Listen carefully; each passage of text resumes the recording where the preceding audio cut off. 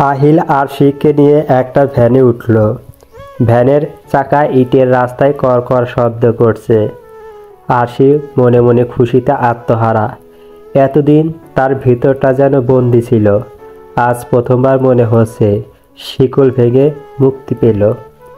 এতদিন সে নিজেকে মনে করত কারাগারে বন্দি কোনো কয়েদি, যেখানে প্রতিটা পদক্ষেপ তাকে অনুমতি নিয়ে চলতে হতো, যার জীবনে কোনো স্বাধীনতা ছিল না। আর আজকের ভোরটা যেন মুক্তির প্রথম সকাল। আরশির মনটা আজকে কেমন যেন চঞ্চল হয়ে উঠেছে। এই প্রথম সে গ্রামে আসছে, তার উপর এত সুন্দর মনোরম দৃশ্য।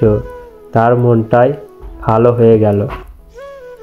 আরশি আহিলের দিকে তাকালো, যে গম্ভীর হয়ে বসে আছে। আরশির আহিলের দিকে থেকে অনেক কিছু জানতে ইচ্ছে করলো, কিন্তু সাহস করে জিজ্ঞেস করতে পারল না। ভ্যানওয়ালা ভাইজান, ভ্যান আর সামনে যাইব না। কালকে রাতে মেলা বৃষ্টি হয়েছে, কাঁচা রাস্তায় কাদা, তার উপর কিছু জায়গায় পানি জমছে।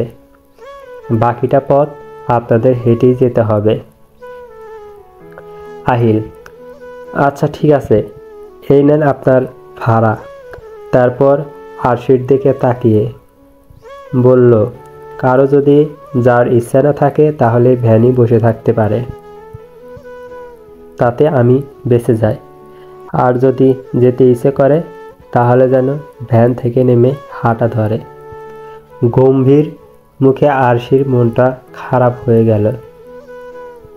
এমন জীবন তার না হলেও পারত। বিয়ে নিয়ে তার অনেক স্বপ্ন ছিল। সে তার স্বামীর রানী হয়ে থাকবে। টাকা পয়সা না হলেও যেন তার স্বামী তাকে সম্মান ভালোবাসায় ভরিয়ে রাখে। কিন্তু হতভাগীদের কপালে যে সুখ নেই। আজ তার জীবন অনিশ্চিত। সামনে তার জন্য কি অপেক্ষা করছে জানা নেই। আল্লাহর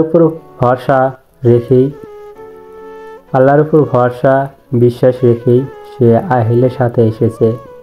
বিয়েটা যেভাবেই হোক, আহিল এখন তার স্বামী। তা না হলে সে কিছুতেই আসতো না। তার উপর বাড়ির সবার উপর রাগ অভিমান তো আছেই। সে জানে না আহিল তাকে কতদিন ভালোবাসতে পারবে কিনা, বা সে আহিলকে কোনোদিন ভালোবাসতে পারবে কিনা। বুক চিরে দীর্ঘশ্বাস বেরিয়ে আসলো। ভ্যান থেকে নেমে আহিলের পিছনে পিছনে হাঁটতে লাগলো। বাড়ি থেকে সে এক কাপড়েই বেরিয়েছে। কেন যেন ওই বাড়ি থেকে কিছুই নিয়ে আসতে ইচ্ছে করেনি। কিছুটা পথ যাওয়ার পরেই ইটের রাস্তা শেষ হয়ে যায়। আহিল নিজের পেট খাঁচিয়ে নিল। আরশি তো এত কাদা দেখে নাক ছিটকে দাঁড়িয়ে রইল। এগুলো পেরিয়ে সে কিভাবে যাবে?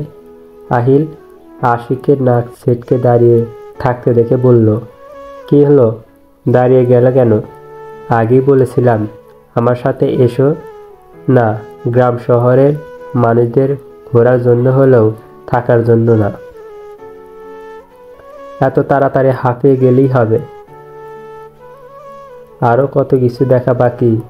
আর দাঁড়িয়ে না থেকে চলো। আরশি কি করবে ভেবে পাচ্ছে না।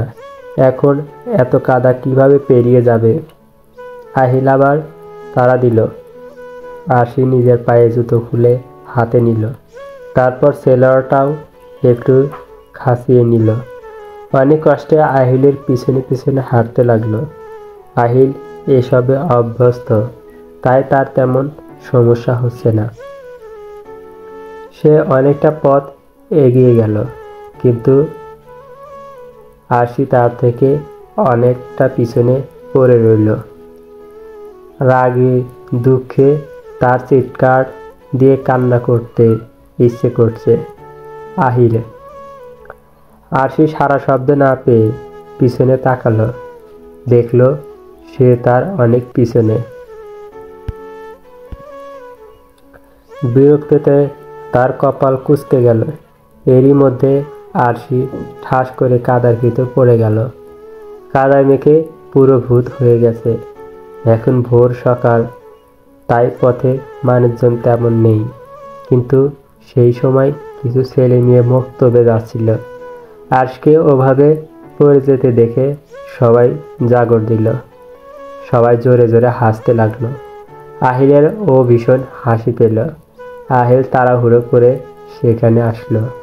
আরশির চোখ থেকে টপ টপ করে পানি পড়ছে লজ্জায়। বাচ্চাগুলো তখনও হেসেই যাচ্ছে। আরশি এবার চিৎকার দিয়ে বলল, এই একদম হাসবে না বলে দিলাম, ধরে দিব সর। আহিল গিয়ে আরশিকে হাত দিয়ে টেনে দাঁড় করালো। আহিল, আরে দেখে হাঁটবে তো, পড়ে গেলে কিভাবে? আরশি, একদম চুপ করুন তো, আমি এই রাস্তা দিয়ে কখনো হেঁটেছি নাকি? আপনার তো উচিত ছিল আমাকে সাহায্য করার।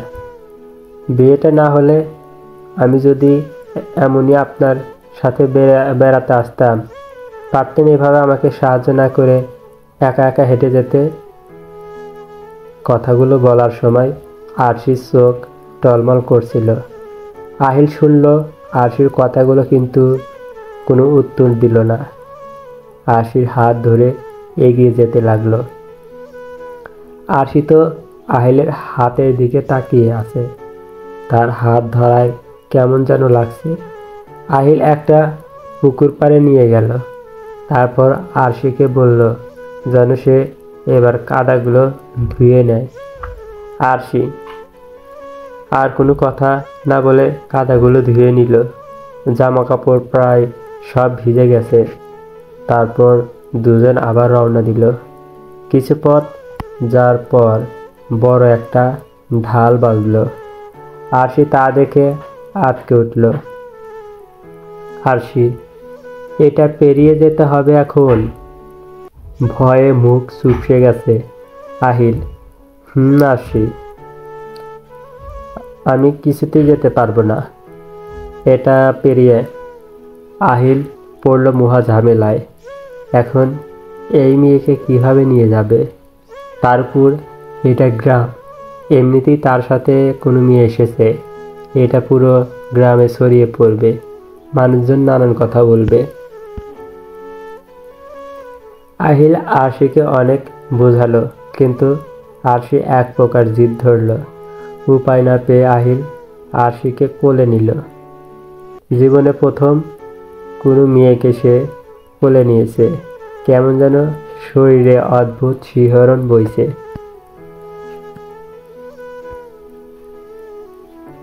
অন্যদিকে আহিলের মা, কই তুমি তাড়াতাড়ি বাহিরে আসো।